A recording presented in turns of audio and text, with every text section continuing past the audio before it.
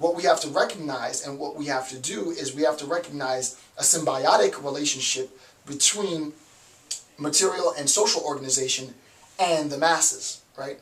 It can't be the case that the masses always have their desires satisfied. It can't be the case that when the masses say they want it and they want it now, and they're not willing to wait, and they're not willing to understand or listen to argument or listen to reason, that it's always satisfied, because we create a mass that the expectation can never be satisfied. No matter how much you give to the mass, then, if you fall into this problem, it will never be satisfied, and that in itself becomes problematic. And what Gasset is trying to do is he's trying to make sure that we understand the troubles that we can create, right? He, in a sense, wrote this both for the masses, but he wrote it for people like myself, for the social scientists, to say that, listen, you cannot always, in constructing theory, in constructing ideology, in analyzing thought, and talking about human relations, always pacify the masses. The masses, in a sense, need to understand their limitations. Why? Because, as we said before, without boundaries, without limitations, what ends up happening is that one rises outside of the masses, right? Without limitations, without this border, one escapes, right? Outside, one escapes. He reinforces that border, that boundary, because he doesn't want competition, he doesn't want challenge, and he rises to the top, and that person, according to Gasset, is the mass man, right? So that the mass man exists independent to this whole structure. The mass man answers to no one. He is above the law. He is the law. He facilitates limitations and structure, but he answers to nothing. And especially, he himself, unfortunately, doesn't recognize, and his ultimate undoing becomes his inability to recognize the parent, if you will, right? The role that material and social organization plays to his very existence. Once he undermines the material and social organizations, the foundations, the sort of latent, operative, systemic workings of society, once he undermines this, he inevitably undermines his own power. And then the last thing that Gasset says is this results in his selfishness. And he says, Gasset says, thus it explained and defined the absurd state of mind revealed by these masses.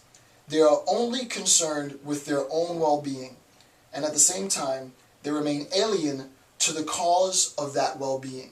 And the question is, what is the cause of that well-being? The cause of that well-being is the material and social organization. The material and social organization is the cause of the increase in the average existence. The reason why average existence is so much better today than it was in the 18th century is because we have antibiotics, right? That was provided by the material organization. It is a result of a recognition of justice and new concepts of equality that came out of feminist theory, that came out of post-colonial theory, that came out of pacifist arguments from Martin Luther King and Mahatma Gandhi and so on, right? That is part of our social organization. So the reason why our average existence is better today than it was in the 18th century is because of both the material organization and the social organization.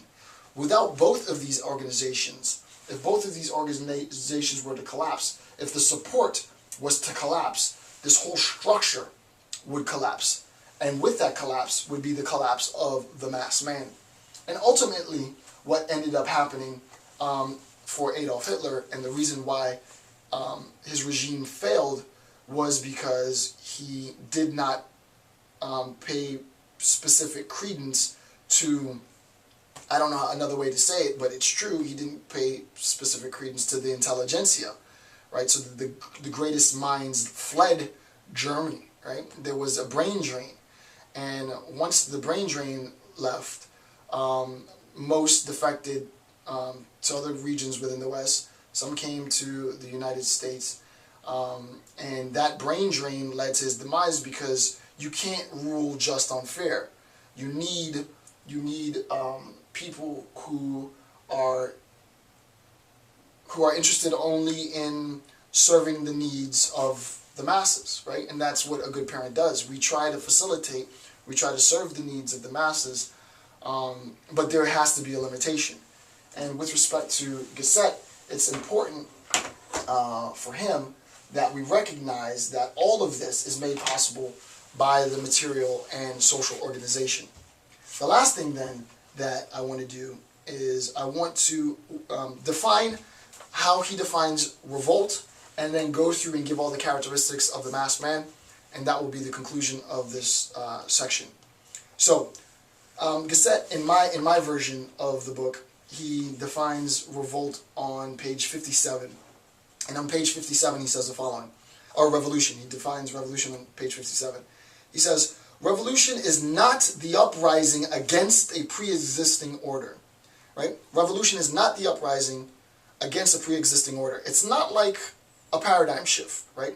So that it would be incorrect to say that a paradigm shift and that a revolution are synonymous. There are similarities between a paradigm shift and a revolution, but a paradigm shift and a revolution are not interchangeable.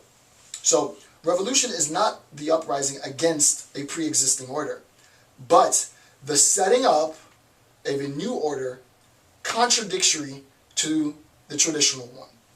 It is a new order that arises that is fundamentally constructed to be constructed in contradiction to an existing order. It is not a threat to order. There's no attempt to merge with the order. There's no encroachment on the order. It is a gradual construction. A revolution is a gradual construction of a contrary order, a contrary system, in direct opposition to the traditional system. That, according to Gasset, is the definition of a revolution. And that is what he means by revolt. It is the gradual construction of a contradictory system with the intent of doing so in opposition to the traditional one. So I'll read this one more time, and then I'll go through a recap of the masked man. Revolution is not the uprising against pre-existing order, but the setting up of a new order contradictory to the traditional one. So that's what he means by revolt. And lastly then, let's just go through and recap what he means by masked man. I went through and I listed all the instances that I can find where he defined masked man. We read his discussion of masked man. I gave my interpretive analysis, contemporary account of how that concept applies to both the 20th and the 21st century. And now I want to end with just a recap of the masked man. Number one, the masked man always attempts to take the lead, and he does so forcefully. Number two, the masked man has expectations for material ease and material gain. Number three, the masked man has grown arrogant and enforces his rights over the rights of others. Number four, the masked man is unobstructed and insatiable. Number five, the masked man is ungracious. Number six, the masked man is spoiled. Number seven, the masked man only recognizes human existence in terms of power. Number eight, the masked man believes that material and social organizations are products of nature and are not products of human effort. And lastly, number nine, the masked man is selfish. With that, this concludes my discussion on Chapter 6 of Gasset's account of the masked man. I appreciate you taking the time to watch these videos. I'm Dr. Jason J. Campbell. Goodbye.